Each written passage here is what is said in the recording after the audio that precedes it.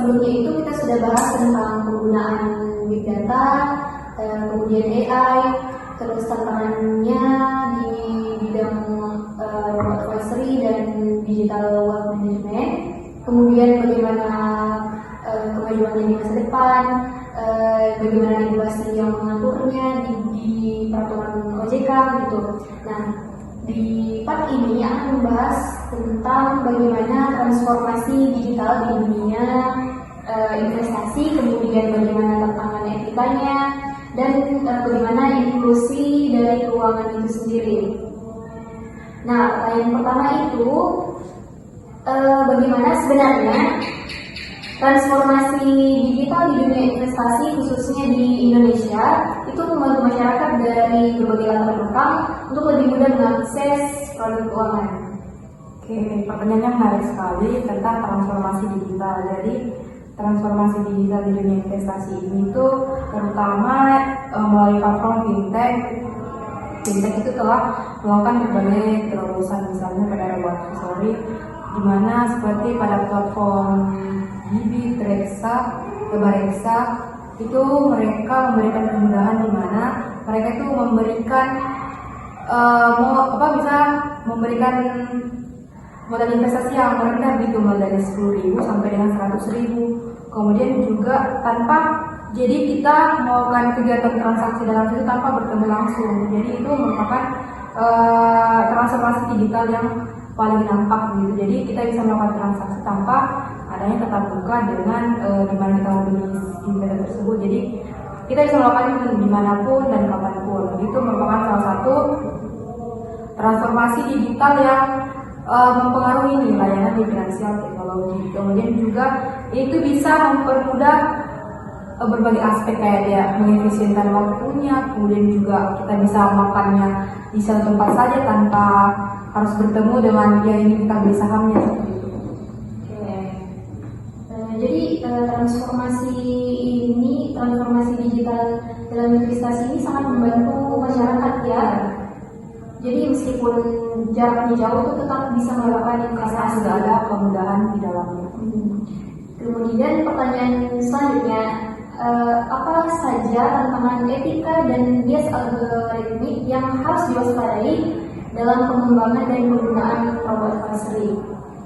Jadi tantangan ini termasuk bias data yang dimana bisa mencerminkan ketidakadilan atau adanya diskriminasi, serta misalnya kurangnya transparansi, terus juga munculnya proteksi pengambilan keputusan dalam hal pengambilan keputusan. Terus juga dalamnya itu diperlukan intervensi, di mana aspeknya itu berbentuk model, kemudian juga kebijakan perusahaan itu termasuk kayak misal penggunaan explainable artificial intelligence atau AI, itu juga untuk memastikan bahwa pengguna ini lebih merasakan kemudahan dalam layanan finansial teknologi. Jadi para platform ini berusaha sebaik mungkin agar tantangan-tantangan yang ada ini tuh tidak timbul akibat adanya yang lebih tinggi itu atau adanya kelebihan. Jadi tantangan tertutupi oleh kemudian tersebut. Terima kasih. Kemudian pertanyaan berikutnya itu bisa nggak Anda jelaskan bagaimana platform yang sudah disebutkan tadi itu Bibit, Bareksa dan lain-lain itu berperan dalam mendorong inklusi keuangan, dan apa saja inovasi teknologi yang aplikasi digital ini lakukan gitu.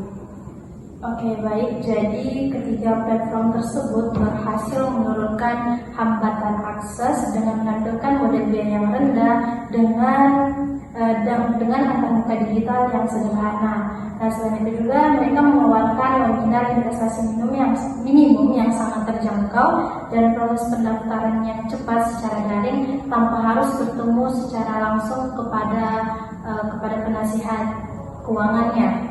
Nah, tadi juga ditanyakan apa saja inovasi teknologi yang mereka gunakan.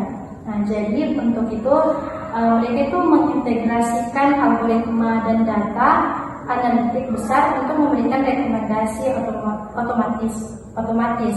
Nah, termasuk seperti goal based investing, ada sentiment driven stock advisory, dan analisis perilaku investor. Nah, fitur inilah yang memperkuat inklusi keuangan dengan membawa layanan investasi ke segmen masyarakat yang sebelumnya sulit dijangkau. Jadi intinya memberikan kemudahan agar dapat dijangkau. Ya, seperti itu. Oke. Kemudian pertanyaan selanjutnya. Jadi teknologi dan data bisa tuh memungkinkan analisis pasar yang cepat, tapi bagaimana itu kita pastikan bahwa analisis ini tuh adil dan tidak menimbulkan kerugian bagi pengguna gitu.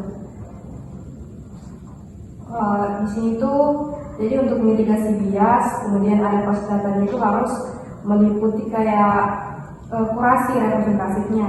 Jadi diharapkan dengan adanya ini di tingkat modelnya dilakukan bahwa harus ada cross validation.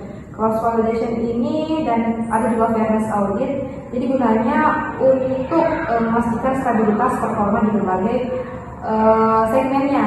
Jadi penjelasannya itu juga harus bermakna dan dapat kita kaitkan dengan tujuan keuangan yang sudah ditetapkan sebelumnya. Jadi mungkin secara garis besar itu. Oke, saya tambahkan lagi. Jadi bahwa penjelasannya itu harus bermakna dan dikaitkan dengan tujuan keuangan pengguna. Nah, di mana itu mereka juga dapat memahami alasan dibalik rekomendasinya tersebut.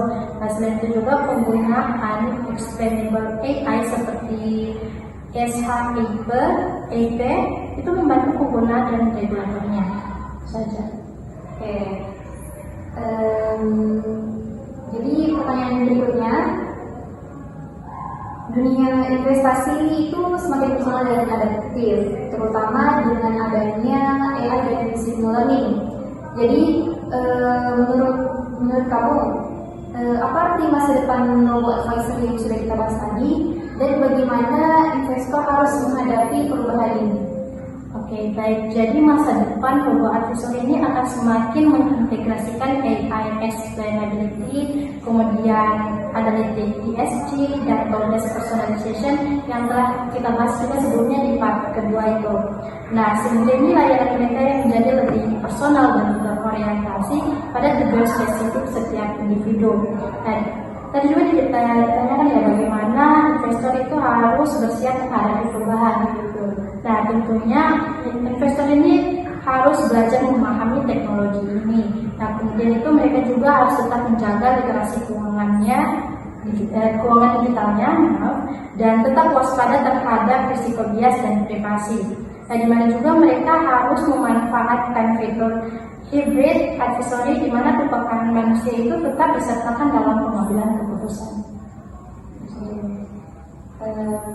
Jadi untuk diskusi tentang bagaimana yang seperti dijelaskan tadi tentang bagaimana masa depannya, terus kemudian tantangan dan kritikanya yang sudah dibahas tadi, mungkin itu saja yang bisa kami sharing melalui diskusi ini. Lebih dan kurangnya mohon dimaafkan.